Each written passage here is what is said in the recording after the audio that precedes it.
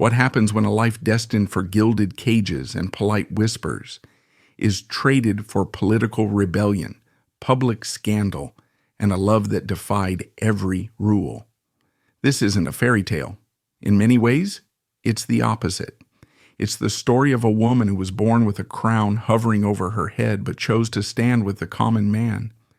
She was the granddaughter of an emperor, a figure of immense privilege, who witnessed murder, survived war, and passionately fought against the very system that created her. This is the tumultuous, tragic, and ultimately triumphant story of Archduchess Elisabeth Marie of Austria, the woman who would become known to the world not by her royal title but by a name whispered with a mix of shock and admiration, the Red Archduchess, a gilded cage with broken bars. To grasp Elisabeth Marie's background, delve into the Austro-Hungarian Empire of 1883, a vast, romanticized realm of old-world elegance, but truly a web of power, tradition, and unrest. It spanned from the Alps to the Danube Plains, covering territories now in Austria, Hungary, Czechia, Slovakia, Poland, parts of Romania and Italy, Slovenia, Croatia, and Bosnia-Herzegovina. A multi-ethnic giant with over 50 million people, it featured major languages like German, Hungarian, Czech, Polish, Ruthenian, Croatian, Slovak, Serbian, Romanian, Slovene, and Italian, plus diverse religions, Roman Catholicism, Eastern Orthodoxy, Protestantism, Judaism, and Islam. This diversity drove cultural richness, but also nationalist tensions that endangered Habsburg unity. Vienna, the capital, boasted grand boulevards, opera houses, and intellectual coffee houses. Its core was the Hofburg Palace, a 2,600-room complex evolved from medieval roots through Baroque under Maria Theresa and neoclassical styles, symbolizing imperial authority. Gilded ballrooms hosted events like the court ball, with waltzing guests in tails and tiaras under chandeliers.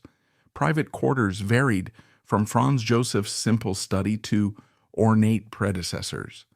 Court life followed rigid etiquette, post-1867 reforms, scripted gestures, curtsy depth for rank, formal titles, Your Imperial Highness, ritual meals with hierarchical service. Marriages were political deals for alliances or stability.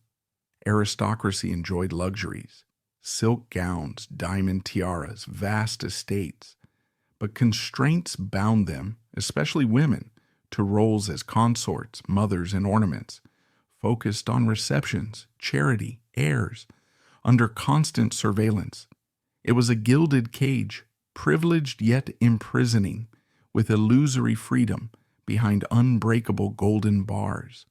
Into this rigidly structured environment, on September 2nd, 1883, at the Laxenburg Palace just outside Vienna, Elisabeth Marie Henriette Stephanie Gisela entered the world.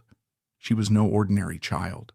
Her lineage was a convergence of Europe's most powerful dynasties. As the daughter of Crown Prince Rudolph of Austria and Princess Stephanie of Belgium, she was royalty personified, granddaughter of Emperor Franz Joseph I of Austria and Empress Elisabeth, the legendary Sisi, as well as King Leopold II of Belgium and Queen Marie Henriette. Her birth was heralded with fanfare, a 101-gun salute echoing across Vienna, and she was christened with names honoring her illustrious forebears. Yet from the very beginning, her family life was far from the fairy tale idyll one might imagine.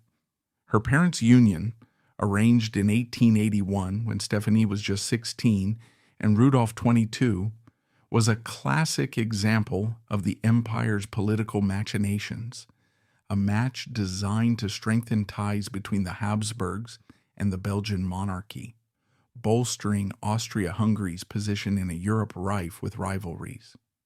The marriage, however, was doomed from the start, a cold and calculated alliance that quickly soured into mutual resentment. Rudolph, The heir apparent was a man of contradictions, intellectually brilliant, progressive in his political views. He advocated for liberal reforms, closer ties with Hungary, and even flirted with Republican ideas, but personally tormented. Handsome with a mustache that became a symbol of Habsburg virility, he was plagued by depression, exacerbated by the weight of expectations as the future emperor. His mother, Empress Sisi, known for her ethereal beauty and restless spirit, had little maternal warmth for him, often traveling extensively to escape the court's suffocation, leaving Rudolf feeling abandoned. Sisi's influence on the marriage was particularly toxic. She reportedly encouraged Rudolf's disdain for Stephanie, viewing the young Belgian princess as plain and unsophisticated compared to her own glamorous standards. Stephanie, for her part, was thrust into this viper's nest unprepared. Raised in the relatively modest Belgian court, she arrived in Vienna wide-eyed, but soon found herself overwhelmed by the Habsburg protocols. The couple's early days showed promise. Rudolf initially courted her with charm, and their wedding in Brussels was a spectacle of pomp, but cracks appeared swiftly. Rudolf's restlessness led him to seek solace in extramarital affairs, frequenting Vienna's demi-monde of actresses and courtesans, while Stephanie, feeling isolated and unloved, reciprocated with her own discreet liaisons. This atmosphere of betrayal and bitterness permeated their home, creating a toxic environment for young Elisabeth.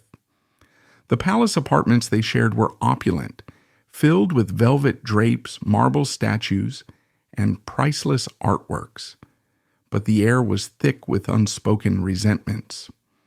Rudolf's progressive ideals clashed with his father's conservative rule, adding to his frustration, while Stephanie struggled with the court's judgmental gaze, particularly from Sisi, who openly criticized her daughter-in-law's appearance and demeanor. The marriage's unhappiness manifested in petty arguments and emotional distance, with Rudolf often absent on hunting trips that were thinly veiled excuses for indiscretions. Stephanie, desperate for connection, tried to adapt, learning German and Hungarian, but the damage was irreparable. Their union, meant to symbolize dynastic strength, instead highlighted the empire's underlying fragility, a facade of unity masking personal and political discord. One of the most tragic consequences of this fractured marriage directly shaped Elisabeth's early life. Shortly after her birth, Rudolf contracted gonorrhea, likely from one of his many lovers, and unwittingly passed it to Stephanie during a rare moment of intimacy. The infection ravaged Stephanie's health, causing infertility and ensuring that Elisabeth would remain an only child. In an era without modern antibiotics, such diseases were not only physically debilitating, but socially stigmatizing, whispered about in court corridors as evidence of moral decay.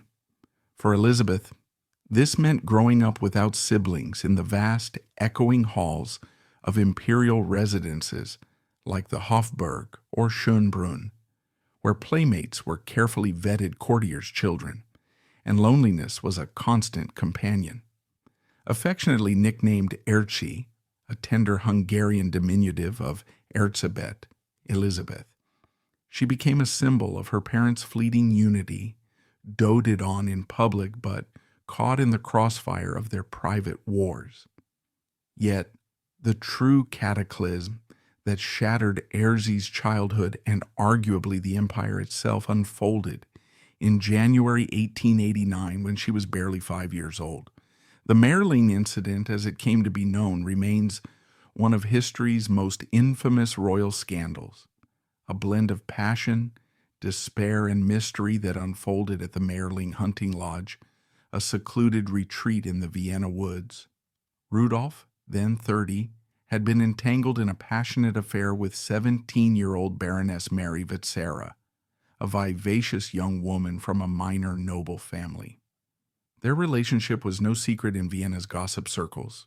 Rudolf had showered her with gifts, including a gold ring engraved with "United in love unto death," foreshadowing the tragedy to come. On the night of January 29, 1889, after a day of hunting, Rudolf and Mary retired to the lodge. The next morning, Rudolf's valet, Johann Loschek, and his hunting companion, Count Joseph Hoyos, grew alarmed when the prince failed to appear. Breaking down the door, they discovered a horrifying scene. Mary lay dead on the bed, shot through the head, her body already cold in rigor mortis, while Rudolf sat slumped at a table, a revolver nearby, blood streaming from a wound to his temple. The official narrative, hastily crafted by the court, described it as a murder-suicide pact. Rudolf, in a fit of despair, shot Mary before turning the gun on himself. Initial reports claimed Rudolf died of a heart aneurysm to preserve the family's honor, but leaks to the press forced a revision. The Vatican, under pressure, declared Rudolf mentally unbalanced, allowing a Christian burial in the imperial crypt. Yet, theories abound. Some suggest Rudolf's syphilis-induced madness or depression from political frustrations. He had clashed with his father over liberal reforms, and Hungary's autonomy drove him to propose the pact after being rejected by another mistress, Mizzi Kaspar. Others speculate foul play, from a botched abortion for Mary to assassination by foreign agents or even a drunken brawl. Mary's body was smuggled out at night, dressed in a coat to simulate walking, and buried secretly, while Rudolf's funeral was a state affair shrouded in grief and scandal. For little Erzy, the loss was profound and incomprehensible. At 5, she could scarcely grasp the finality of her father's absence, but the incident cast a long shadow over her life. Suddenly fatherless, she was thrust into a world of mourning, black veils, and hushed conversations. The tragedy exacerbated the rift between her mother and the court. Stephanie, already marginalized, was blamed by some for Rudolf's unhappiness, further isolating her. On a grander scale, Mayerling was a seismic blow to the empire's stability. Rudolf's death as the sole male heir disrupted the direct line of succession, elevating Archduke Karl Ludwig, then his son Franz Ferdinand, to the forefront. This shift deepened divisions between Austrian and Hungarian factions, as Rudolf had been a bridge builder with his pro-Hungarian views. Franz Ferdinand's more conservative stance alienated minorities, and his 1914 assassination in Sarajevo by a Serbian nationalist seeking to dismantle the empire ignited World War I, leading to Austria-Hungary's collapse in 1918. In essence, the private despair at Mayerling set off a chain reaction that reshaped the 20th century. In the aftermath, Erzy found solace and a new form of confinement in the arms of her grandfather, Emperor Franz Joseph. The aging monarch, who had ruled since 1848 through revolutions, wars, and personal losses, including the execution of his brother Maximilian in Mexico and Sisi's growing estrangement, saw in his granddaughter a poignant reminder of his lost son. Franz Joseph adored Erzy with a grandfatherly tenderness rare in his stoic demeanor. He showered her with gifts, from dollhouses modeled after the Hofburg to pony rides in the palace gardens, and ensured her education was top tier, including languages, history, and etiquette, befitting an archduchess. When Stephanie contemplated relocating abroad, perhaps to Belgium or elsewhere for a fresh start, Franz Joseph intervened decisively, forbidding it through imperial decree. He argued it was for Erzy's safety and upbringing, but it also stemmed from his possessive love. He could not bear to lose another piece of Rudolf. This guardianship, while protective, reinforced the gilded cage.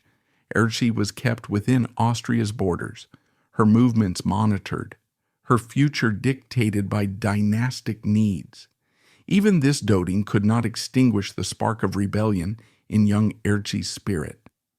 From an early age, she exhibited a fierce intelligence and independence that set her apart from the compliant courtiers around her. While other royal children might have reveled in the pomp, the endless parades, the bowing servants, the glittering tiaras, Erzi questioned it all. She was known to interrupt formal dinners with probing queries about why certain rituals existed, or why women like her grandmother Sisi seemed so unhappy despite their wealth. Her grandmother, the capricious Empress Elisabeth, provided a model of subtle defiance. Sisi's own disdain for court life, her endless travels, obsession with beauty, and avoidance of duties, left an impression, though their relationship was distant, with Sisi showing little warmth to her grandchildren.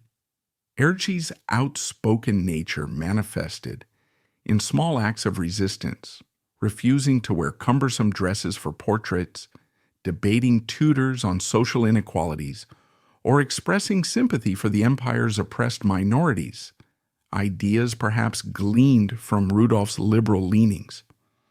In the Viennese court, where conformity was paramount, such behavior was scandalous for a girl of her station. She openly scorned the frivolous pomp, viewing the endless balls and ceremonies as hollow distractions from real issues like poverty in Vienna's slums or ethnic tensions in Bohemia and Galicia. This rebellious streak hinted at her future path, one that would see her shatter the bars of her gilded cage entirely, embracing socialism and earning the moniker the Red Archduchess. But in her childhood it was merely a flicker, a sign that even the most fortified prison could not contain a spirit determined to break free. A poisoned inheritance and a forced marriage. While her relationship with her grandfather was warm and nurturing, providing Elisabeth with a semblance of familial stability in the wake of her father's devastating death, her connection to her famous grandmother, the Empress Elisabeth, known universally as Sisi, was markedly different, characterized by a chilling emotional distance that permeated their limited interactions and left a lasting imprint on the young Archduchess's perception of familial ties within the rigid confines of the Habsburg court. Sisi, whose life had become a whirlwind of self-absorption and restless pursuits, was a woman whose vanity knew no bounds. She devoted endless hours to maintaining her legendary beauty, engaging in extreme diets, horseback riding across Europe to escape the court's demands, and composing poetry that revealed her profound inner solitude, all while harboring a profound aversion to the conventional duties of grandmotherhood, extending this detachment even to those grandchildren who carried her name, as if the shared nomenclature was insufficient to forge any genuine bond. Born on December the 24th, 1837, in Munich as Duchess Elisabeth Amalie Eugenie in Bavaria, Sisi had risen to prominence through her marriage to Emperor Franz Joseph in 1854 at the tender age of 16, a union that began with youthful passion but devolved into one of mutual alienation, marked by her frequent travels to places like Corfu and Hungary, where she sought refuge from the stifling protocols of Vienna's Hofburg Palace. Her obsession with physical perfection, maintaining a waistline of mere 19 inches, through tight lacing and minimal eating, her disdain for the court's pompous rituals, and her preference for solitude over social engagements, rendered her an enigmatic and often absent figure in the lives of her descendants. For Elizabeth Marie, this meant that encounters with her grandmother were rare and superficial. Sisi, who viewed children as distractions from her own pursuits, showed scant interest in nurturing relationships with her grandchildren, preferring instead to lavish attention on her own image and intellectual endeavors, such as writing verses that lamented the burdens of royalty. Historical accounts portray Sisi as a woman trapped in her own mythos, where her beauty became both a weapon and a cage, leading her to withdraw from familial responsibilities, including those toward her son's only child, whom she barely acknowledged beyond obligatory court appearances. This emotional void was not unique to Elisabeth Marie. Sisi's own children, including Crown Prince Rudolph, Gisela, and Marie Valerie, had experienced similar neglect, with Rudolph particularly suffering from his mother's absenteeism, which some biographers link to his later despair. Yet in a curious paradox, Sisi's detachment did not preclude moments of unexpected generosity, as would soon be revealed, suggesting perhaps a latent recognition of kindred spirits in those who, like her, chafed against the empire's expectations. Then on September 10, 1898, another profound tragedy struck the Habsburg family, casting a pall of grief over the empire and unexpectedly reshaping Elisabeth Marie's financial destiny in ways that underscored the unpredictable nature of her inheritance within a dynasty plagued by untimely deaths and hidden resentments. Empress Sisi was brutally assassinated in Geneva, Switzerland, stabbed to death by an Italian anarchist named Luigi Lucchini, who thrust a sharpened file into her heart as she walked to board a steamer on Lake Geneva, an act driven by his ideological hatred of the aristocracy, viewing her as a symbol of oppressive wealth. The attack was swift and merciless. Lucchini, a 25-year-old drifter with a history of poverty and radicalism, approached Sisi under the guise of a beggar, concealing his weapon and striking with precision that severed her heart muscle, causing her to collapse after initially continuing to walk, only to succumb shortly thereafter in a nearby hotel. Sisi, age 60, had been traveling incognito as Countess of Hohenems, a pseudonym she often used for her wanderings, accompanied only by her lady-in-waiting, Countess Irma Stare. When the assailant struck, his motive rooted in anarchist principles that targeted figures of privilege, though he had originally intended for the Duke of Orleans but settled on Sisi upon learning of her presence. The news reverberated across Europe, eliciting widespread mourning. In Vienna, flags flew at half-mast, and the Emperor Franz Joseph, who despite their estranged marriage was heartbroken, reportedly lamenting, "Nothing is spared me in this world." Sisi's body was returned to Vienna in a lavish funeral procession, her casket draped in black and escorted by thousands, interred in the imperial crypt alongside other Habsburgs, her death marking the end of an era for the empire's romantic image.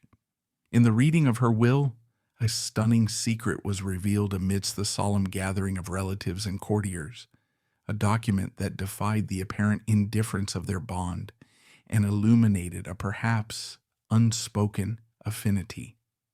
Despite their cold and distant relationship, the Empress left the vast majority of her personal fortune, comprising jewels, estates, cash reserves, and investments amassed from her dowry and allowances valued at several million florins, to her granddaughter, Elisabeth Marie, bypassing closer heirs like her surviving daughters, Gisela and Marie Valerie, who received comparatively modest shares. This unexpected bequest, which included prized possessions such as Sisi's famous diamond stars for her hair ornaments and revenues from properties, made the young Archduchess incredibly wealthy overnight at the age of 15, elevating her status to one of the richest women in Europe and providing her with resources that far exceeded those of many peers. Perhaps the rebellious, free-spirited Empress saw a kindred soul in the granddaughter she never bothered to know intimately. Biographers speculate that Sisi, who had long yearned for independence and harbored progressive ideas about women's roles, recognized in Erzsi's early signs of court conventions a reflection of her own youthful defiance, or perhaps sought to empower a female descendant in a male-dominated system, though no explicit explanation was provided in the will, leaving the gesture shrouded in mystery. This newfound wealth, however, couldn't buy family harmony or mend the deepening fractures within her immediate circle, as personal decisions soon ignited conflicts that poisoned the inheritance with bitterness and estrangement. 2 years later, in 1900, Erdsi's mother, Stephanie, made a bold decision that scandalized the conservative Habsburg court and precipitated an irreparable breach with her daughter. Having endured over a decade of widowhood, marked by social exclusion and the Mayerling scandal's lingering taint, Stephanie, then 36, renounced her royal titles and privileges to marry a man far below her station, a junior Hungarian count named Elemer Lonyai de Nagy Lonyai e Vassaros Nameni, a Protestant nobleman of minor aristocracy, 12 years her junior, in a union driven by genuine affection rather than political calculation. The marriage took place on March 22, 1900, at the Mirabell Palace in Salzburg, a discreet ceremony that contrasted sharply with her grand first wedding, but it required Stephanie to forfeit her position as crown princess and her annual stipend, accepting a life outside the imperial fold, though she retained some personal assets. Lonyai, born in 1863 to a family of Calvinist heritage with estates in Hungary, was a diplomat and landowner, known for his charm and intellect, having met Stephanie through mutual social connections during her travels.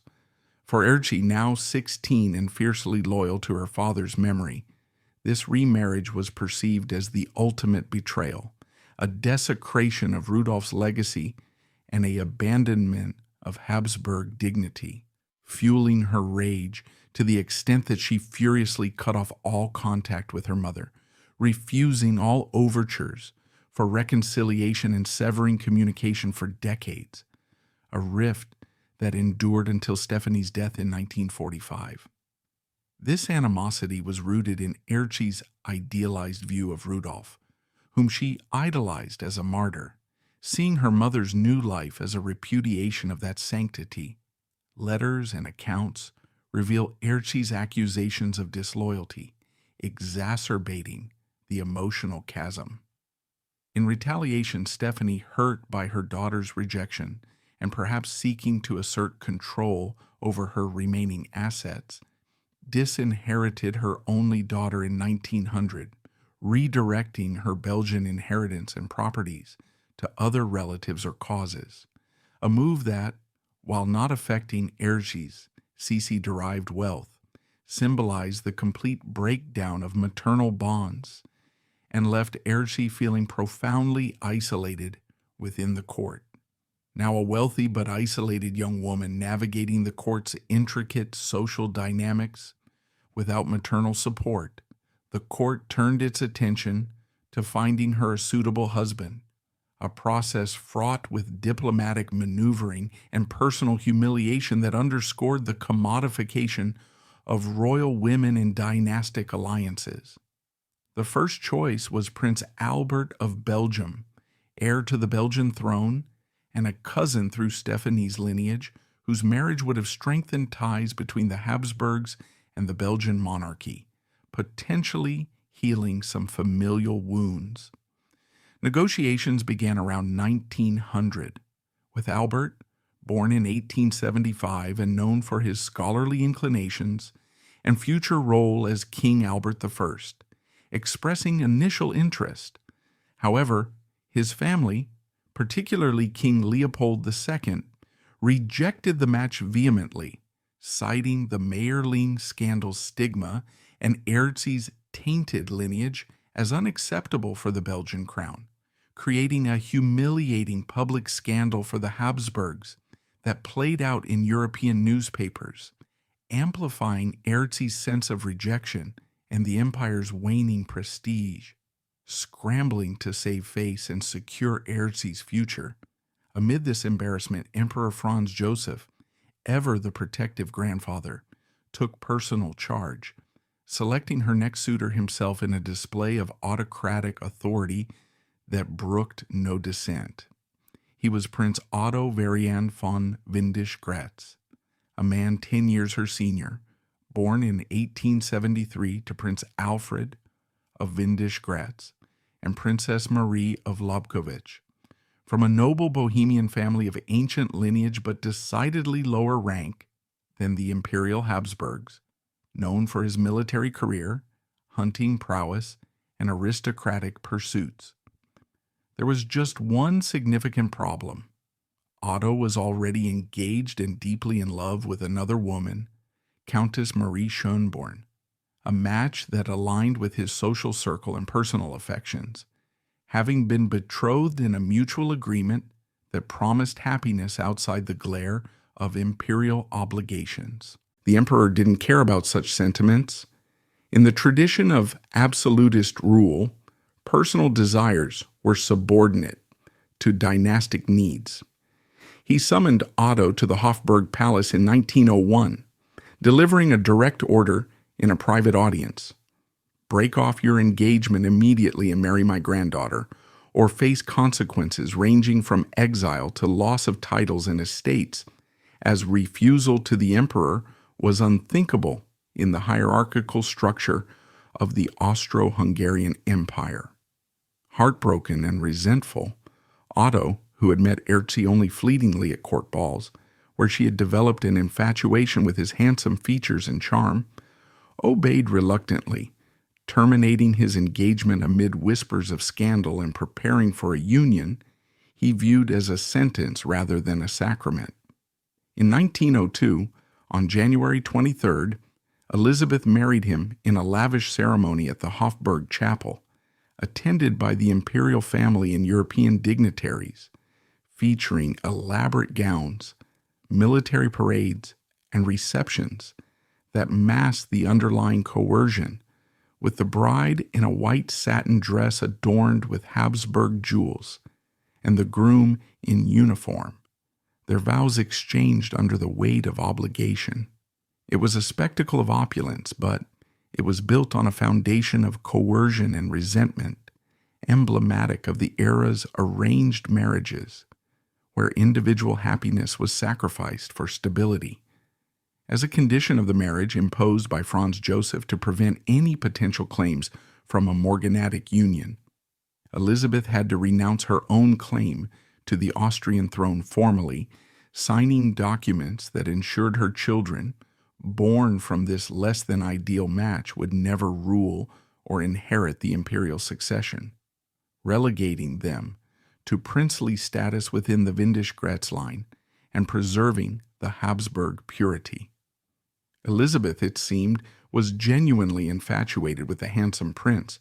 Her affection sparked at a court ball where his dashing presence captivated her rebellious spirit, viewing him as a potential escape from her isolation, though unaware initially of the force required to secure his hand. But Otto never forgave the circumstances of their union, harboring resentment toward the emperor's interference and the loss of his true love, which manifested in emotional distance and extramarital pursuits, rendering him a husband in name only, trapped in a marriage he never wanted and from which escape was impossible without imperial disgrace. They would go on to have 4 children, 3 sons and a daughter, born between 1904 and 1909, each arrival offering fleeting hope for marital reconciliation, but ultimately highlighting the union's fractures. In a poignant nod to her fractured family, she named one son Rudolf, after her tragic father whose memory loomed large in her psyche, evoking the Mayerling legacy, and her daughter Stephanie, after the mother she no longer spoke to, a choice that perhaps reflected subconscious longing for reconciliation or a desire to honor the lineage despite the pain. The sons were Franz Joseph, 1904 to 1981, named possibly in homage to her grandfather, Ernst, 1905 to 1952, and Rudolf, 1907 to 1939, while the daughter, Stephanie, 1909 to 2005, carried the name that bridged generations of estrangement. But even the birth of children couldn't mend the brokenness at the heart of their marriage, as Otto's infidelity and Erschie's growing disillusionment created a pressure cooker of unhappiness, simmering with tensions that foreshadowed explosive scandals to come, all rooted in the poisoned inheritance of wealth without warmth and a forced alliance devoid of mutual consent. Murder in Prague. Prague in 1903 was not merely a posting for Otto, who served in a military capacity as part of his noble obligations, but a temporary home where the couple attempted to navigate the early turbulence of their union away from the prying eyes of the Viennese court, though the city's bustling theaters and salons provided ample opportunities for indiscretions. It was here, amid the grandeur of the Prague castle overlooking the Vltava River and the lively atmosphere of the National Theatre, that Elisabeth uncovered evidence of Otto's betrayal, a revelation that struck at the core of her fiercely independent and passionate nature. Otto was having a passionate affair with a popular stage actress named Louise Ziegler, a woman whose allure had captivated audiences across Central Europe with her dramatic performances and charismatic presence on the boards of Prague's renowned venues. Ziegler, born in the late 1870s in France, but having made her name in the German-speaking theaters of the empire, was celebrated for her roles in operettas and plays that highlighted her beauty, vocal talent, and expressive acting, drawing admirers from all strata of society, including the elite who frequented private boxes and after-show gatherings. Her relationship with Otto had blossomed in the secretive world of backstage encounters and discreet rendezvous, fueled by his dissatisfaction with the forced marriage and her own ambitions in the artistic circles where nobility often mingled with performers. For Elisabeth, a woman of fierce pride and volcanic passion, honed by years of familial tragedies and the stifling constraints of royal life, this was not just an infidelity in the abstract sense of a husband's wandering eye. It was a profound humiliation that echoed the betrayal she had witnessed in her parents' marriage and amplified her sense of isolation within a union that had never been her free choice. The discovery likely came through whispers from servants, intercepted letters, or perhaps a direct confrontation, as was common in the gossip-laden atmosphere of aristocratic households, where loyalty was often divided between spouses. Elisabeth's reaction was not one of passive acceptance, as might have been expected from a woman of her station trained in decorum and restraint. Instead, it ignited a firestorm of emotions, jealousy, anger, and a deep-seated need for retribution that would propel her toward an act of irreversible violence, marking her as a figure of both tragedy and infamy in the annals of Habsburg history. What happened next would become the stuff of legend and scandal, whispered about across the empire in hushed tones among courtiers, servants, and the burgeoning press, a tale that blended the dramatic elements of a stage tragedy with the harsh realities of power and impunity, forever etching Elisabeth Marie's name into the darker chapters of European royalty.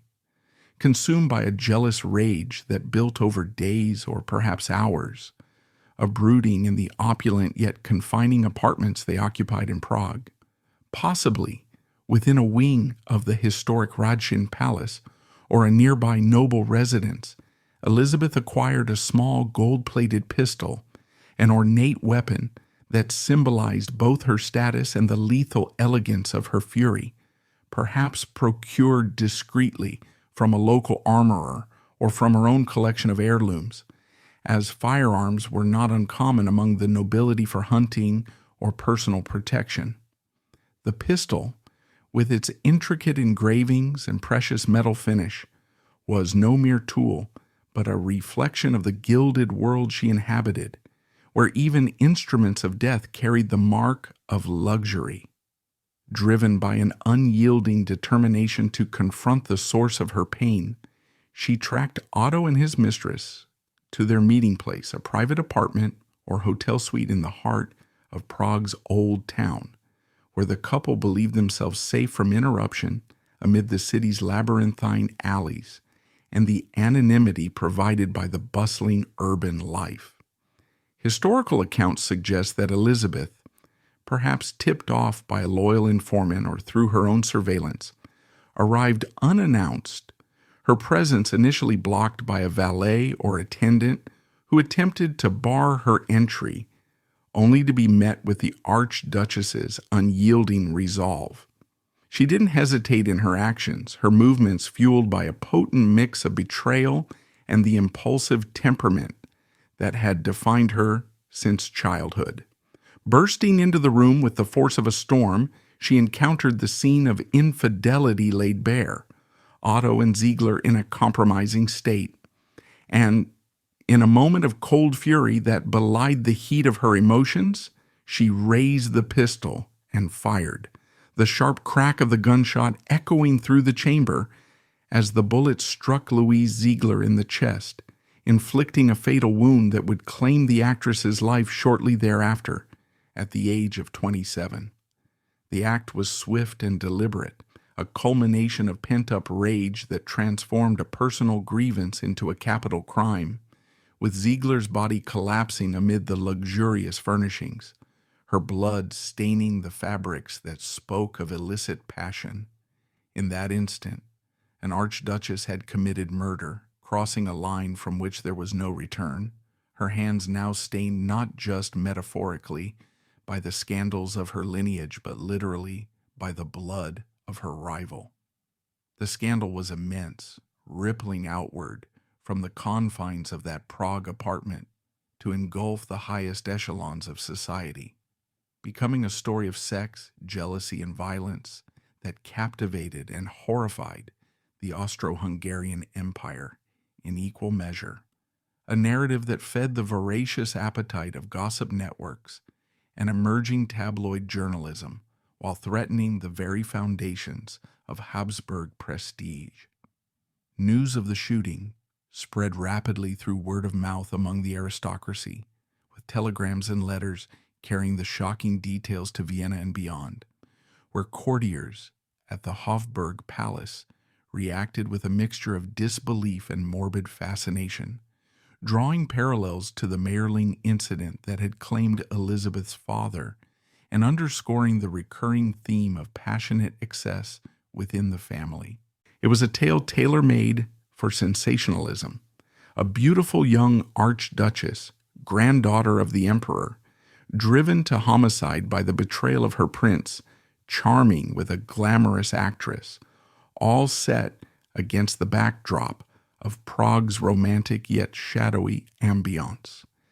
In any normal circumstance, under the laws of the empire that applied to commoners and lesser nobles alike, she would have faced a trial in a court of law, with prosecutors presenting evidence of premeditation, the acquisition of the pistol, the tracking of the lovers, and a severe punishment, potentially including imprisonment or even execution, as murder was a capital offense in Austria-Hungary at the time, though rarely applied to women of high birth. The penal code of the era, influenced by enlightened reforms, but still harsh, demanded accountability for such acts, with public trials serving as deterrents and affirmations of justice. But this was the Austro-Hungarian Empire at the turn of the 20th century, a realm where the rule of law bent before the weight of imperial privilege, and she was the emperor's granddaughter, a direct descendant of Franz Joseph, whose personal affection for Elisabeth had shielded her from consequences since childhood. The immense power and privilege of the Habsburg name swung into action with ruthless efficiency, mobilizing a network of officials, police, and courtiers to contain the fallout and protect the family's honor. Investigations were curtailed, witnesses silenced through intimidation or bribes, and official reports altered to downplay the incident as an accident or a tragic mishap rather than deliberate homicide. Newspapers, under strict censorship laws that prohibited criticism of the monarchy, published sanitized versions of the event, often portraying Ziegler as the instigator and Elisabeth as a victim of circumstance, with some accounts even suggesting the shooting was non-fatal or accidental to mitigate public outrage. The entire affair was hushed up through a combination of imperial decrees and behind-the-scenes maneuvering, ensuring that no formal charges were ever brought.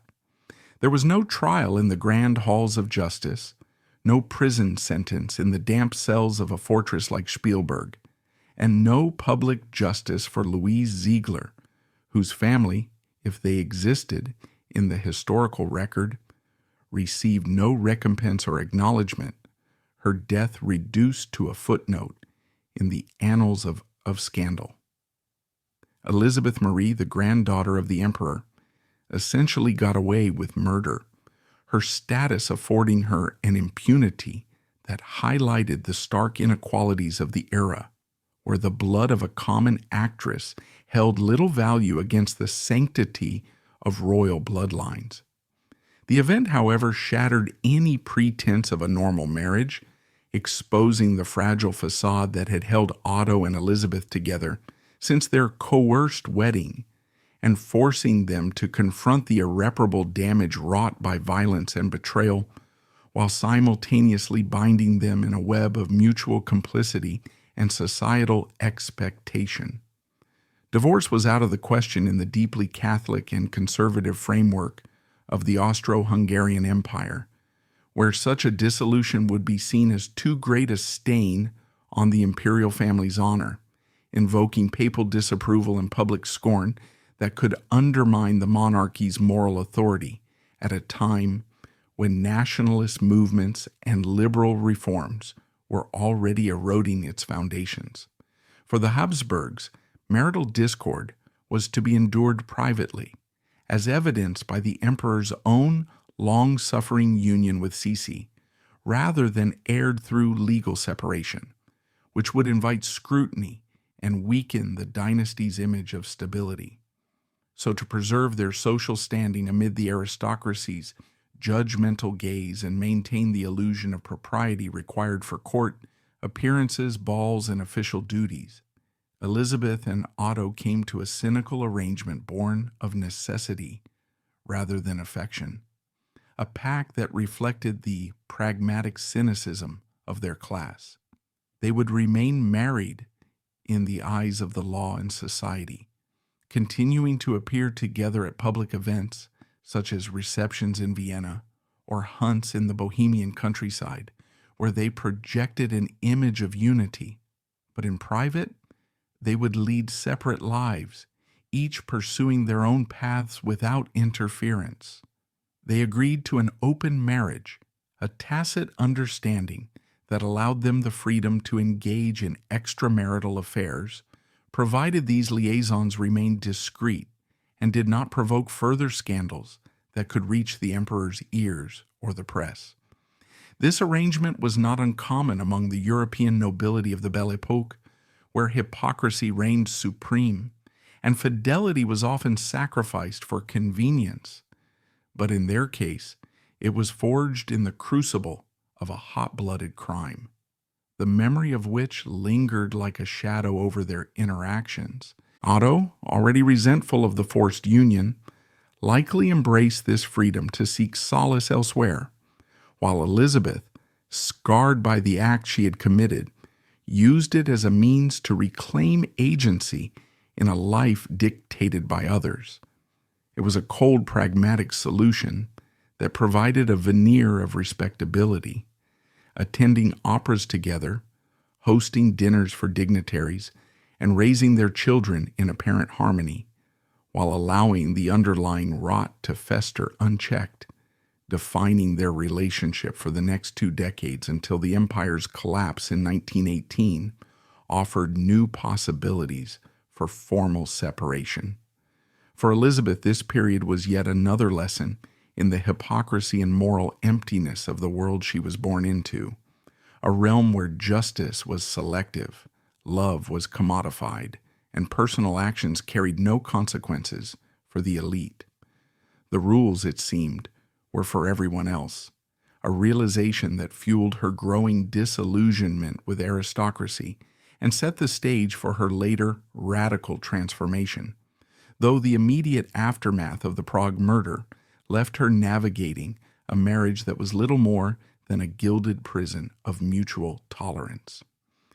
In examining the murder in Prague, this pivotal episode in Elisabeth Marie's life reveals the explosive intersection of personal passion and imperial privilege, where a single act of violence not only claimed a life but also underscored the profound inequalities and moral ambiguities of the Austro-Hungarian Empire on the brink of modernity.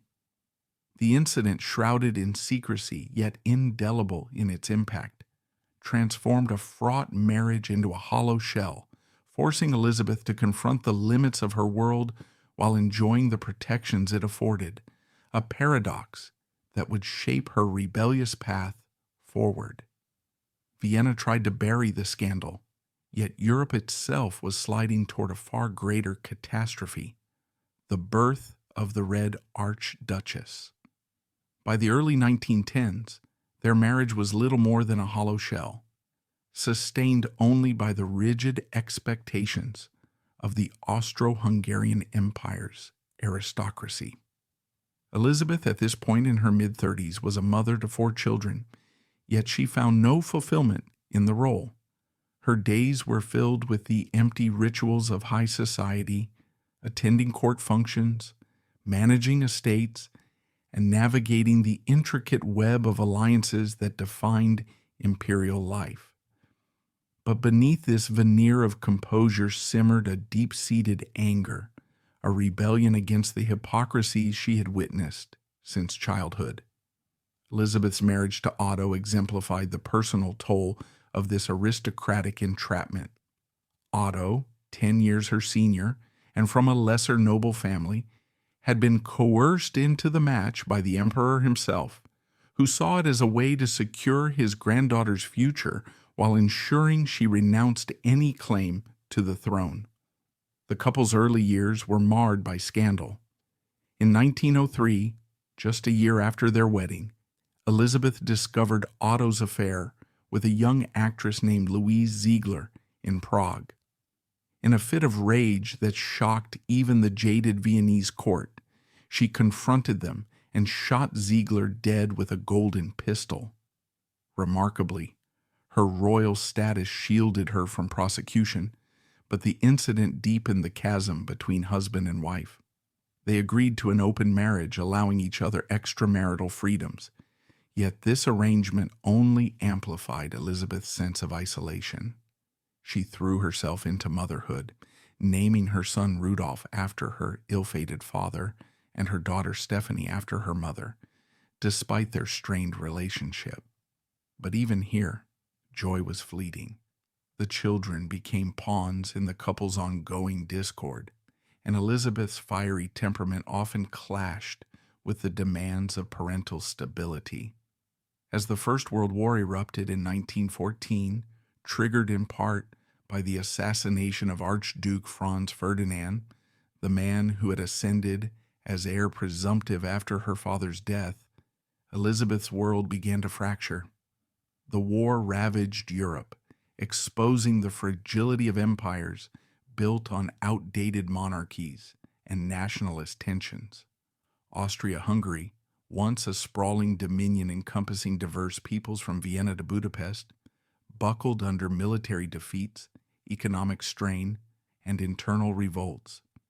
Elisabeth, residing in Vienna and its environs, witnessed the empire's agony firsthand.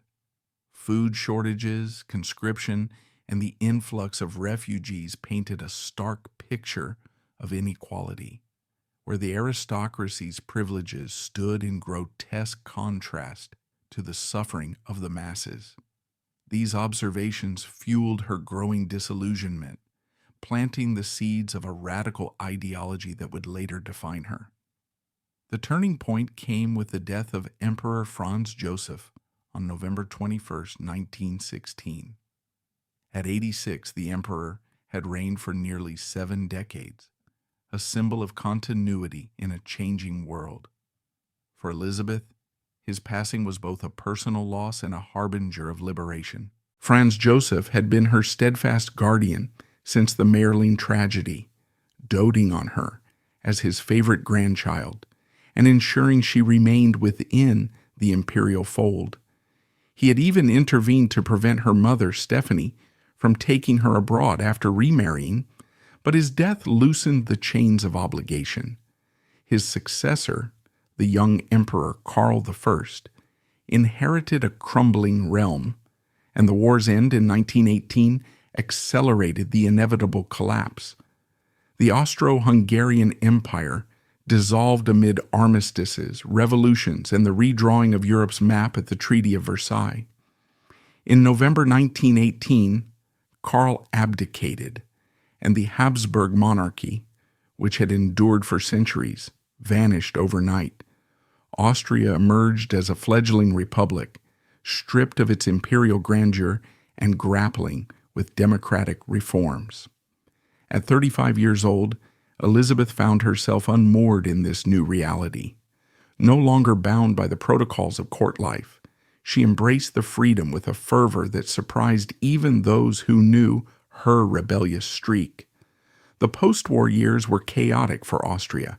Hyperinflation ravaged the economy, unemployment soared, and political factions vied for power. The Social Democratic Workers' Party, as DAP, led by figures like Otto Bauer and Karl Renner, rose as a beacon for the working class, advocating for social reforms, workers' rights, and a rejection of monarchist traditions. Elisabeth, who had long harbored resentment toward the aristocracy's excesses, witnessed in her grandmother Empress Elisabeth's vanity and her own mother's opportunistic remarriage, saw in socialism a path to genuine equality. Her transformation was not sudden, but the culmination of years of internal conflict. She had always been outspoken, questioning the court's frivolity as a child and defying conventions in her marriage. Now, with the empire's fall, she could act on these impulses without fear of imperial reprisal. In 1921, Elisabeth took the audacious step of formally joining the Social Democratic Party. This decision sent shockwaves through Austrian society. A Habsburg Archduchess, granddaughter of the late emperor and daughter of the tragic crown prince, aligning with the left-wing forces that had helped dismantle the monarchy. It was unprecedented, a betrayal in the eyes of conservatives and a triumph for progressives. The press dubbed her Die Rote Erzherzogin, the Red Archduchess, a moniker that captured both her royal heritage and her newfound radicalism. Red evoked the socialist flag, symbolizing her commitment to the proletariat's cause. Elisabeth did not join half-heartedly. She became an active member, attending rallies, contributing financially, and using her influence to bolster the party's efforts. In Vienna, where the SDAP controlled the city government from 1919 to 1934, implementing ambitious housing and welfare programs known as Red Vienna, Elisabeth found a community that valued her intellect over her title. She shed the formalities of her past, insisting on being treated as an equal, and immersed herself in political discourse, reading Marxist literature, and engaging in debates on class struggle and economic justice. This political awakening was deeply personal, reflecting Elisabeth's lifelong search for authenticity. As a woman who had endured a loveless marriage and the weight of her family's scandals, she viewed socialism as a remedy for societal ills, including the patriarchal norms that had confined her. Her involvement marked the true birth of the Red Archduchess, a figure who transcended her origins to become a new archetype, the noble who renounces privilege for principle. Yet her transition was not without challenges. Former aristocrats shunned her, whispering about her fall from grace, while some within the party questioned her sincerity, suspecting her of romanticizing poverty from a position of wealth. Elisabeth countered these doubts with unwavering resolve, donating portions of her inheritance, bequeathed unexpectedly by her grandmother, to party causes, and living more austerely than her political life, blended seamlessly with a romantic renewal that further defined her transformation. It was at one of these political events, an election rally in the early 1920s, that Elisabeth met Leopold Petzneck, a man who would become the personal cornerstone of her new life. Petzneck, born in 1881 in Bruck an der Leitha to a working-class family, was a schoolteacher by training but had risen through the ranks of the Social Democratic Party as a dedicated activist and intellectual. He served as a member of the Lower Austrian Parliament and later as its president, embodying the party's ethos of education and reform.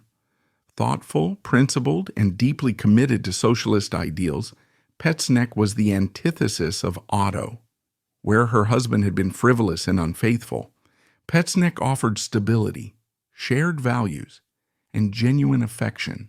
Their meeting sparked an immediate connection, born of mutual respect for each other's convictions. Elisabeth, drawn to his intelligence and passion for social justice, found in him a partner who understood her journey from imperial cage to political freedom. However, their relationship was complicated from the start. Petzneck was married, though his wife suffered from severe mental illness and had been institutionalized for years, a situation that prevented divorce under Austria's conservative laws at the time. Elisabeth, still legally bound to Otto despite their de facto separation since 1918, faced similar barriers. For years they lived together discreetly, navigating the societal judgments that came with such an arrangement. Elisabeth's commitment to Petzneck only deepened her resolve to end her marriage, initiating a protracted and acrimonious divorce process. The battle with Otto, which began in earnest after the monarchy's fall, centered not just on assets, but on their 4 children, who ranged in age from teenagers to young adults by the 1920s. The custody fight was a microcosm of Elisabeth's fierce determination and the contradictions in her character.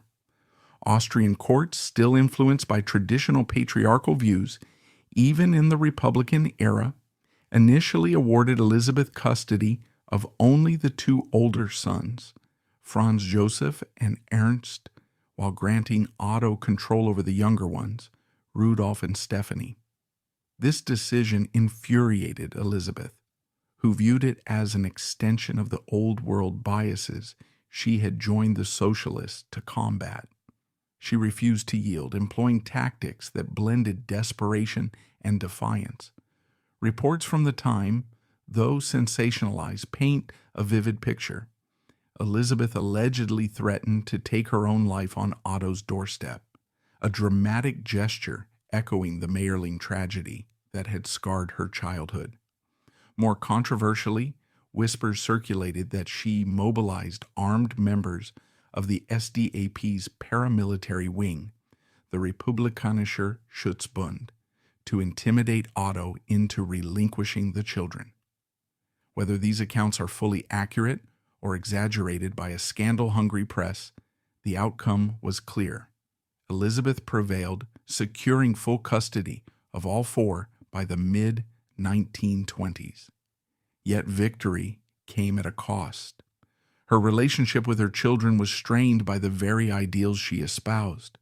As a fervent socialist, Elisabeth insisted on instilling proletarian values in them, rejecting the privileges of their birth. She pulled her son Rudolph out of school and sent him to work in a factory, believing it essential for him to experience the realities of working-class life. This decision, while aligned with her principles, bred resentment. Rudolph and his brothers chafed under what they saw as arbitrary austerity, eventually drifting back toward their father's more lenient influence. Her daughter Stephanie, named after Elisabeth's estranged mother, rebelled in her own way, marrying a man her mother disapproved of, perhaps as a deliberate act of spite. Stephanie later reflected on their fraught bond, noting how Elisabeth's political zeal often overshadowed maternal warmth. The Red Archduchess, champion of the oppressed, struggled to apply her egalitarian vision within her own family, where old habits of control and expectation lingered. Amid these familial tempests, Elisabeth's life with Petzneck provided a haven of stability and joy. By the late 1920s, as Austria's economy stabilized under the First Republic, they formalized their cohabitation. In 1929, Elisabeth purchased a spacious villa in Hütteldorf, a leafy suburb of Vienna, transforming it into their shared home. The villa, with its gardens and proximity to the city, symbolized her break from the past. It was not a palace, but a comfortable residence suited to a citizen of the Republic. Here, they lived openly, hosting political gatherings and enjoying a partnership grounded in mutual respect. Petzneck's career flourished. He ascended to the presidency of the Lower Austrian Parliament, earning admiration for his integrity and dedication. Together, they became a formidable duo in socialist circles, advocating for reforms in education, housing, and labor rights. Elisabeth marched in demonstrations, spoke at meetings, and used her platform to bridge the gap between her aristocratic roots and the working class, often drawing crowds curious about the Red Archduchess. The Viennese elite, however, viewed them with disdain. The remnants of the nobility, many of whom had lost titles and fortunes in the Republic's reforms, mocked Petzneck as arrogant and presumptuous, a commoner who dared to consort with a Habsburg. Elisabeth relished this scorn, seeing it as validation of her choices. For her, their derision underscored the hypocrisy she had fled, the same snobbery that had poisoned her marriage and family life. In Hütteldorf, away from the judgmental eyes of high society, she and Petzneck built a life of quiet contentment interspersed with political activism. They shared intellectual pursuits, discussing philosophy and policy late into the night, and supported each other's endeavors. These years from 1929 onward were among the happiest of Elisabeth's life, a period of personal fulfillment that contrasted sharply with her earlier turmoil. As the 1930s dawned, however, dark clouds gathered over Europe. Austria's fragile democracy faced threats from authoritarianism, with Chancellor Engelbert Dollfuss establishing a corporatist dictatorship in 1933, suppressing the SDAP and imprisoning its leaders, including Petzneck, who spent months in detention. Elisabeth stood by him, her resolve unshaken, even as the country teetered toward the Anschluss with Nazi Germany in 1938. But up to the eve of the Second World War in 1939, the villa in Hütteldorf remained a sanctuary where the Red Archduchess could reflect on her extraordinary journey. From a trapped archduchess to a socialist icon, Elisabeth Marie's transformation embodied the seismic shifts of her era, a testament to one woman's unyielding pursuit of freedom and justice. This phase of her life, often romanticized as the birth of the Red Archduchess, reveals layers of complexity. It was not merely a political shift, but a profound personal reinvention, driven by grief, anger, and an unquenchable thirst for authenticity. Elisabeth's embrace of socialism challenged the rigid class structures of her time, making her a symbol of defiance. Her relationship with Petzneck humanized this icon, showing how love could flourish amid ideological fervor. The custody battles and family strains highlight the human cost of such radical change, where ideals clashed with intimate realities. In Hütteldorf, she found equilibrium, a space where her past and present converged. As Europe hurtled toward another cataclysm, Elisabeth stood as a beacon of resilience, her red banner waving defiantly against the gathering storm. To delve deeper into the nuances of this transformation, consider the broader historical context of post-1918 Austria. The Republic's birth was tumultuous, marked by the loss of vast territories and the influx of ethnic minorities seeking independence. The SDAP's Red Vienna initiative, which built affordable housing complexes like the Karl Marx Hof, represented a utopian vision of social democracy that resonated with Elisabeth's evolving worldview. She saw in these projects a tangible rejection of imperial excess, much like her own renunciation of privilege. Her financial contributions, drawn from the inheritance left by her grandmother, a surprising bequest given their distant relationship, fueled party efforts, underscoring her commitment. Elisabeth's public persona during this period was carefully cultivated. At rallies, she spoke with the poise of her royal training, but infused with passionate rhetoric on equality. Contemporaries described her as charismatic, her Habsburg features softened by a genuine warmth toward the crowds. Yet privately, she grappled with isolation. Old friends from court circles abandoned her, and even within the party, her background sometimes bred suspicion. Petzneck's influence was crucial here, providing emotional support and intellectual companionship. Their conversations likely range from Marxist theory to personal reflections on loss, his humble origins contrasting with her tragic lineage. The divorce proceedings, dragging on through the 1920s and beyond, offer insight into the legal hurdles faced by women in interwar Austria. Elisabeth's judicial separation in 1924 was a milestone, but full divorce remained elusive until after the war. Her tactics in the custody dispute, while effective, reveal a woman unafraid to wield power unconventionally, perhaps drawing from the dramatic flair inherited from her grandmother, the legendary Empress Sisi. In her interactions with her children, Elisabeth's contradictions shine brightest. Her insistence on Rudolph's factory work was not mere caprice but a deliberate effort to break the cycle of aristocratic entitlement. Yet it alienated him, leading to his eventual estrangement. Stephanie's rebellious marriage mirrored Elisabeth's own youthful defiance, creating a cycle of generational conflict. These dynamics humanize the Red Archduchess, showing that her grand ideals often faltered in the domestic sphere. Life in the Hütteldorf villa encapsulated this era's serenity. Purchased for a sum that reflected her remaining wealth, it became a hub for socialist intellectuals. Evenings there might have included debates on the rising fascist threat, with Petzneck's parliamentary insights guiding discussions.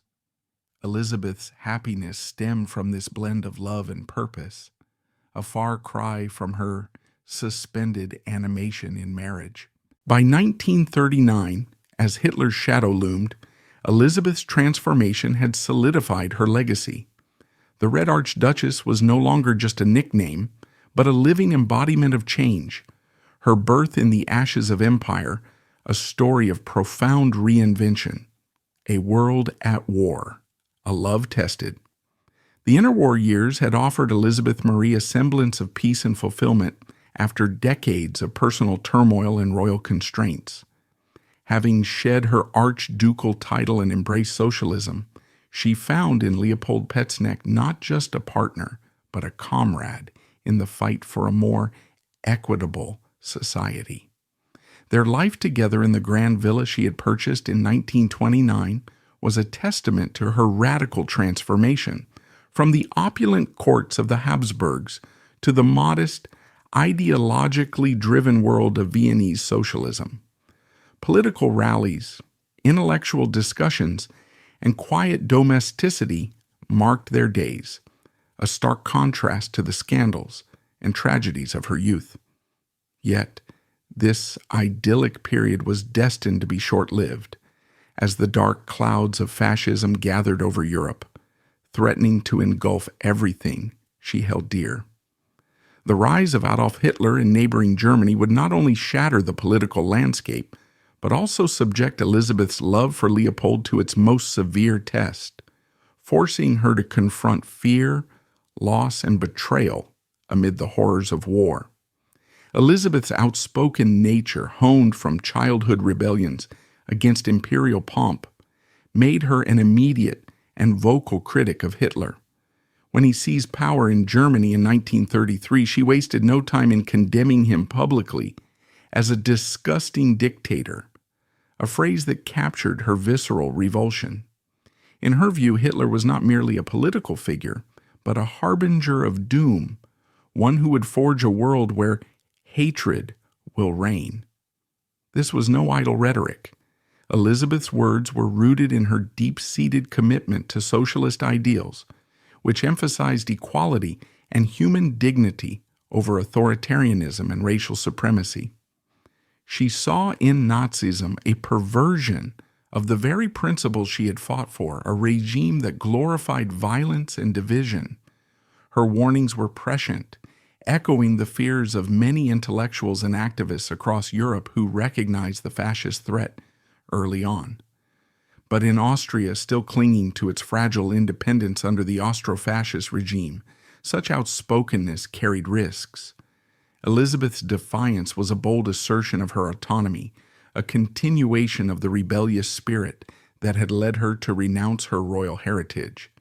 Yet it also isolated her further from the conservative elements of society, including remnants of the aristocracy who viewed her as a traitor to her class. The political climate in Austria during the early 1930s was already turning hostile towards socialists like Elisabeth and Leopold. The country was under the grip of Austro-fascism, an authoritarian system established by Chancellor Engelbert Dollfuss in 1933. Dollfuss, seeking to counter both Nazi influence from Germany and the growing power of the Social Democratic Workers' Party, SDAP, dissolved parliament and ruled by decree. His Fatherland Front became the sole legal political organization, blending Catholic conservatism with corporatist economics in a bid to create a distinctly Austrian form of fascism. Socialists were prime targets. The regime viewed them as threats to national unity and traditional values. In February 1934, this tension erupted into the Austrian Civil War, a brief but bloody conflict where government forces crushed socialist militias in Vienna and other cities. Thousands were arrested, and the SDAP was banned outright. It was in this repressive environment that Leopold Petzneck, as a prominent socialist and former president of the Court of Audit, found himself in the crosshairs. In 1933, shortly after Dollfuss's consolidation of power, Leopold was imprisoned for his political activities. The exact charges were nebulous, likely tied to his advocacy for workers' rights and his role in the socialist movement, but they reflected the regime's broader campaign to silence dissent. For Elisabeth, Leopold's imprisonment was a devastating blow, the first major test of their bond amid the encroaching darkness. At the time, they were not yet married. Leopold's first wife was still alive, though institutionalized due to severe mental illness. Elisabeth visited him as often as possible, smuggling messages of encouragement and drawing on her lingering connections from her royal past to advocate for his release. Her status as the former Archduchess provided some protection, but it also made her a curiosity and a target for the authorities. She navigated this period with a mix of cunning and resolve, using her inheritance to support socialist causes discreetly while maintaining a public facade of compliance. Leopold's incarceration lasted several months, during which he endured harsh conditions in Austrian prisons, overcrowding, meager rations, and constant interrogation. Upon his release, he was a changed man, physically weakened but ideologically unbowed. This ordeal only deepened their relationship, forging a resilience that would prove crucial in the years ahead.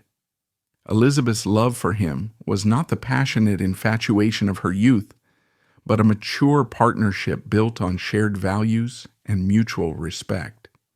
Yet as Austria teetered on the edge of Nazi domination, their personal happiness seemed increasingly precarious. The turning point came in March 1938 with the Anschluss, the annexation of Austria by Nazi Germany. This event was the culmination of years of pressure from Hitler, who viewed Austria as a natural extension of the German Reich due to shared language, culture, and history. Austrian Chancellor Kurt Schuschnigg, Dollfuss's successor, had attempted to resist by scheduling a plebiscite on Austrian independence, but Hitler demanded his resignation and mobilized troops at the border. On March 12, 1938, German forces crossed into Austria unopposed, greeted by cheering crowds in many places. Schuschnigg was arrested, and Arthur Seyss-Inquart, a pro-Nazi Austrian, was installed as chancellor. The Anschluss was formalized the next day, with Austria ceasing to exist as an independent state and becoming the Ostmark province of the Third Reich. The impact was immediate and profound. Nazi laws, including anti-Semitic measures, were imposed overnight. Jews were persecuted, political opponents were rounded up, and the economy was integrated into Germany's war machine. For socialists like Elisabeth and Leopold, the Anschluss meant the end of any semblance of freedom. The Fatherland Front was dissolved, and former Austro-fascists were either co-opted or sidelined if they resisted full Nazi alignment. In the wake of the Anschluss, Elisabeth's world contracted dramatically. Her public condemnations of Hitler now placed her in direct peril. The Gestapo monitored dissidents closely, and her royal lineage offered little shield against the regime's paranoia. Leopold, already marked as a socialist agitator, went underground to some extent, limiting his activities to avoid immediate arrest. The couple's villa, once a haven of intellectual gatherings, became a place of whispered conversations and cautious planning. Elisabeth's defiance manifested in small acts of resistance. She donated funds to underground socialist networks and sheltered friends fleeing persecution. But the personal toll was immense. The Anschluss exacerbated the rift with her family. Her ex-husband Otto von Windisch-Gratz, still entangled in their messy separation, aligned himself more with conservative circles that accommodated the new order. One of her sons, influenced perhaps by his father's views or the prevailing propaganda, began to distance himself from her radical politics. This familial strain foreshadowed the betrayals to come, highlighting how war and ideology could fracture even the closest bonds. As World War II raged across Europe, the noose tightened further. By 1944, with the Allies advancing and the Reich facing defeats on multiple fronts, the Nazis intensified their crackdown on internal enemies. Leopold Petznick, at 69 years old, was arrested by the Gestapo in Vienna. His crime: persistent socialist affiliations and suspected ties to resistance groups. He was transported to Dachau, one of the oldest and most notorious concentration camps in the Nazi system. Established in 1933 near Munich, Dachau had evolved from a prison for political opponents into a sprawling complex of terror, housing tens of thousands by the war's end. Conditions in 1944 to 1945 were apocalyptic. Severe overcrowding, with prisoners crammed into barracks designed for far fewer people. Rampant disease, including typhus epidemics that killed thousands, and forced labor in armaments production under brutal overseers. Food was scarce. Rations dwindled to watery soup and ersatz bread, leading to widespread starvation. Medical experiments, arbitrary executions, and the psychological horror of constant roll calls in freezing weather compounded the suffering. Leopold, as a political prisoner, rather than a Jew or Romani targeted for extermination, had a slightly higher chance of endurance, but survival was far from guaranteed. Many inmates perished from typhus or exhaustion during the camp's final months, as the SS guards grew more vicious in their desperation. For Elisabeth, the 7 months of Leopold's internment were a living torment. At 61, she lived in perpetual anxiety, her days consumed by rumors and futile inquiries. The Gestapo had confiscated their villa, forcing her into cramped temporary housing in Vienna, a city scarred by bombings and shortages. She pawned jewels from her Habsburg inheritance to survive, all while maintaining contact with underground informants who occasionally brought scraps of news about Dachau's fate. The uncertainty was excruciating. Was he alive? Tortured? Executed? This period tested not just her love, but her faith in the ideals they shared. Elisabeth's letters from this time, though few, reveal a woman grappling with despair, yet clinging to hope. She wrote of the hatred reigning that she had predicted, now manifesting in the most personal of ways. Adding salt to her wounds was the legal assault from her past life. Otto, with the aid of one of their sons, accused her in court of misappropriating family assets. They claimed her donations to the outlawed Social Democratic Party, funds from selling heirlooms and properties, constituted squandering. This was no mere financial dispute. It was a deliberate attempt to discredit her politically and emotionally, exploiting the Nazi regime's hostility towards socialists. Though the charges were eventually dropped, likely due to the chaos of war and lack of evidence, the betrayal stung deeply. It underscored the unbridgeable divide between Elisabeth's royal origins and her chosen path, a chasm widened by the war's polarizing forces. Miraculously, Leopold survived. As the Third Reich crumbled, Allied forces closed in on Dachau. On April 29, 1945, units of the U.S. 7th Army liberated the camp, discovering piles of corpses and emaciated survivors amid scenes of indescribable horror. Leopold, weighing barely 90 pounds and ravaged by disease, was among those freed. His return to Vienna was a moment of profound reunion for Elisabeth. Emaciated and frail, he bore the physical marks of his ordeal, sunken eyes, weakened limbs, and a persistent frailty, but his spirit remained intact. Elisabeth nursed him back to health in their reclaimed quarters, their love emerging from the ashes stronger, tempered by shared suffering. This survival was not just personal triumph, but a symbol of the resilience of socialist ideals against fascist barbarity. In the post-war chaos, with Austria divided into Allied occupation zones, they navigated bureaucracy and scarcity together, their bond a quiet rebellion against the world's madness. Freedom to formalize their union came at last in 1948. With the Austrian Republic re-established and civil laws normalized, Elisabeth's long-contested divorce from Otto was finally legalized. The proceedings had been protracted and acrimonious, haunted by custody battles and financial disputes, but the war's end cleared the legal hurdles. Shortly thereafter, on an unassuming afternoon at the Vienna Registry Office, The 65-year-old former Archduchess married the 73-year-old Leopold Petzneck. There was no grandeur, no cathedral splendor, no royal fanfare, no elaborate gowns. It was a simple civil ceremony, attended by a handful of close friends and comrades. This choice was deliberate, the culmination of Elisabeth's lifelong rejection of imperial trappings. In marrying a socialist schoolteacher who had endured Dachau, she affirmed her transformation, choosing authenticity over aristocracy.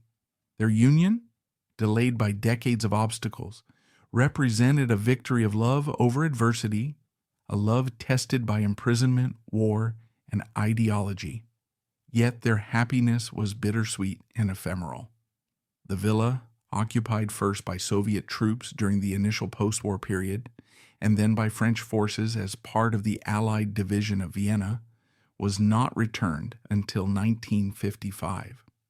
Those intervening years were spent in modest rentals, where Leopold served briefly in the new Austrian government, his experience as a survivor lending weight to his advocacy for reconstruction and social justice. Elisabeth supported him quietly, her own health beginning to falter with age. When they finally reclaimed their home in 1955, it was a joyous homecoming, a restoration of the life they had built before the war. But joy was fleeting. Just 1 year later, in 1956, Leopold passed away at 81. The cause was likely complications from his Dachau ordeal compounded by old age. His death left Elisabeth bereft, the final chapter in a love story marked by relentless trials. She had waited so long for unencumbered happiness, only to have it snatched away after a mere handful of years. In the wake of Leopold's death, Elisabeth retreated into seclusion, her final years, a poignant coda to her extraordinary life. Afflicted with gout, she became wheelchair-bound. Her once vibrant energy diminished. The villa became her world, where she devoted herself to raising German shepherds, finding companionship in their loyalty amid human isolation. Her obsession with the dogs bordered on eccentricity. She trained them meticulously and, in a macabre wish, stipulated in her will that they be euthanized upon her death to spare them mistreatment by others. This request spoke to her deep-seated protectiveness, perhaps a projection of the helplessness she felt during the war. Politically, she remained a socialist at heart, though her activism waned. She donated her vast collection of artifacts, over 500 items from the Habsburg legacy, to the Republic of Austria, ensuring they were restored to public institutions as a gesture of her adopted ideals. Elisabeth Marie died quietly on March 16, 1963, at 79, her passing unmarked by fanfare. True to her wishes, she was buried in an unmarked grave beside Leopold in a Vienna cemetery, a final act of humility and devotion. No monument, no inscription, just the earth embracing them both, as war had once tried to tear them apart. This period of global conflict tested Elisabeth's love for Leopold to its utmost limits, revealing the profound intersection of personal destiny and historical cataclysm. Through imprisonment, betrayal, and survival, their relationship embodied the human cost of ideological struggle, a testament to endurance in an era defined by hatred. Elisabeth's journey, from royal rebel to wartime resistor, illustrates how one woman's defiance could defy the tides of history, her love emerging as the ultimate act of resistance. The final silent statement. After Leopold's death in 1956, which marked the end of a profound and stabilizing chapter in her tumultuous existence, Elisabeth Marie gradually withdrew from the public eye and the social circles that had once defined her radical political life, transforming into a reclusive figure whose world shrank to the confines of her beloved villa in Hütteldorf, a quiet suburb on the outskirts of Vienna that offered a serene contrast to the chaotic imperial palaces of her youth. This period of seclusion was not a sudden whim, but a culmination of years marked by personal losses, health declines, and a deliberate choice to distance herself from the remnants of her aristocratic past, embracing instead a life of introspective isolation that allowed her to reflect on a journey from royal privilege to socialist advocacy. Crippled by gout, a painful and debilitating condition that afflicted her joints with inflammation and stiffness, rendering even simple movements excruciating, Elisabeth found herself increasingly confined to a wheelchair, a mobility aid that symbolized both her physical limitations and her growing detachment from the active world outside. Gout, often associated with rich diets and genetic predispositions in historical figures of nobility, had plagued her in her later decades, exacerbating the toll of age and the stresses of a life filled with scandals, wars, and ideological battles. It forced her to adapt her daily routines, relying on assistance for basic tasks, while she navigated the spacious rooms of her villa, which had once echoed with the sounds of political gatherings and romantic companionship, but now resonated with a profound silence broken only by her own thoughts and the occasional bark of her canine companions. Her final years were spent in eccentric isolation, a state that blended elements of melancholy introspection with peculiar pursuits, as she channeled her remaining energies into activities that provided comfort and control in an otherwise unpredictable life. Her one great passion became breeding German shepherds, a hobby that bordered on obsession and consumed her days with meticulous care, from selecting breeding pairs to training the pups, turning her villa's grounds into a haven for these intelligent and loyal dogs that mirrored her own fierce independence and protective instincts.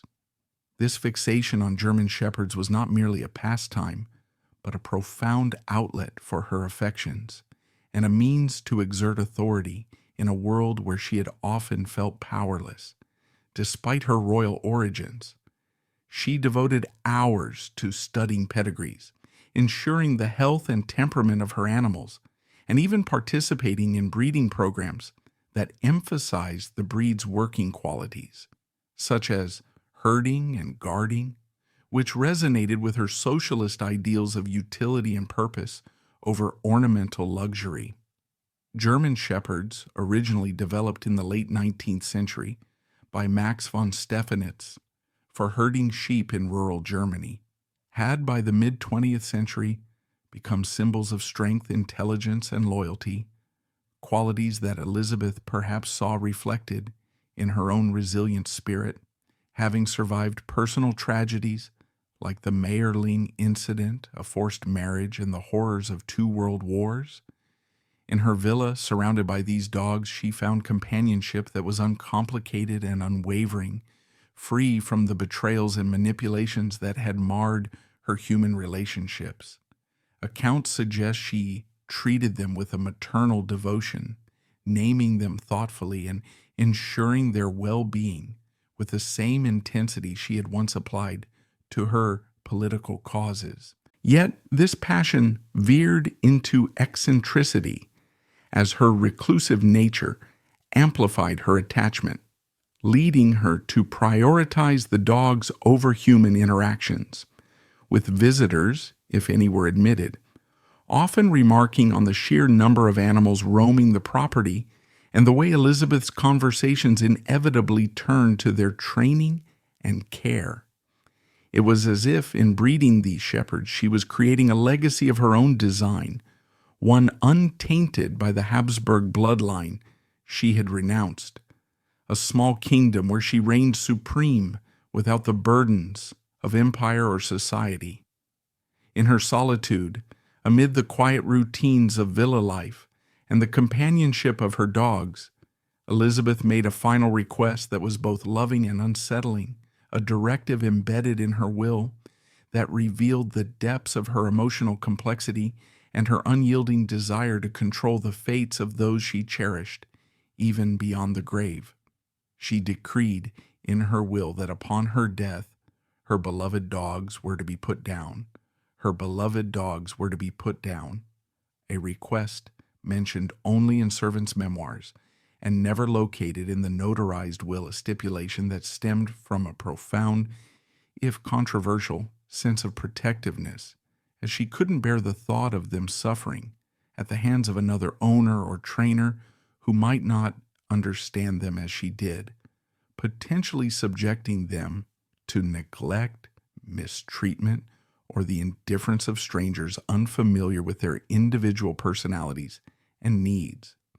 This request, while shocking to modern sensibilities and even to some contemporaries who viewed it as an act of unnecessary cruelty, was, in her mind, a deeply loving final act, an extension of her responsibility toward creatures she had nurtured as surrogates for the family bonds that had often eluded her.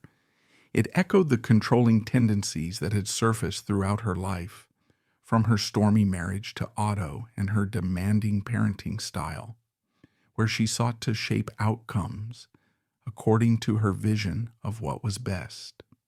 Historical records indicate that Elisabeth's attachment to her dogs was so intense that she believed euthanasia, administered humanely perhaps by a trusted veterinarian, was preferable to the uncertainty of rehoming, a decision influenced by her own experiences of loss and abandonment, such as the early death of her father and the estrangement from her mother.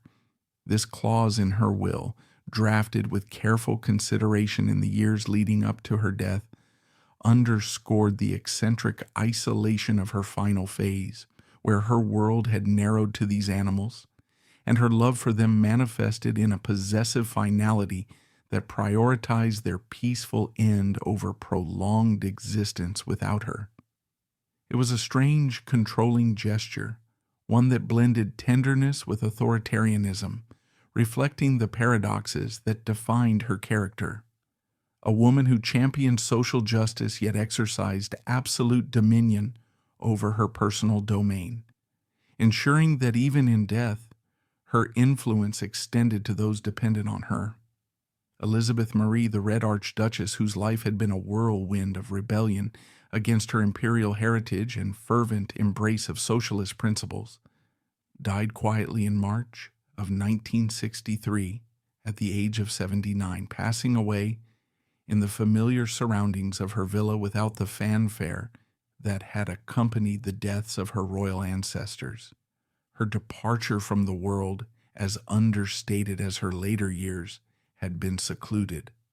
Her family, despite the unconventional nature of the request, honored her wish with respect, recognizing it as the culmination of her lifelong rebellion against the constraints of royalty and her embrace of egalitarian values. The burial took place quietly, without state ceremonies or throngs of mourners, her body interred in a modest plot at the Hütteldorf Cemetery, a peaceful green space on the western edge of Vienna that contrasted sharply with the imperial pomp of her forebears' resting places. She was laid to rest next to Leopold Petzneck, the two of them together under a simple patch of grass without a name or a date to mark the spot, their graves blending seamlessly into the landscape as if to erase the distinctions of class and title that had once separated them. This unmarked grave, devoid of headstones, inscriptions, or memorials, stood as a powerful emblem of anonymity, allowing Elisabeth to vanish into the earth as an ordinary citizen rather than a symbol of dynasty. Her final resting place, a deliberate act of erasure that aligned with her socialist convictions, which emphasized equality over hierarchy and the collective over the individual legacy.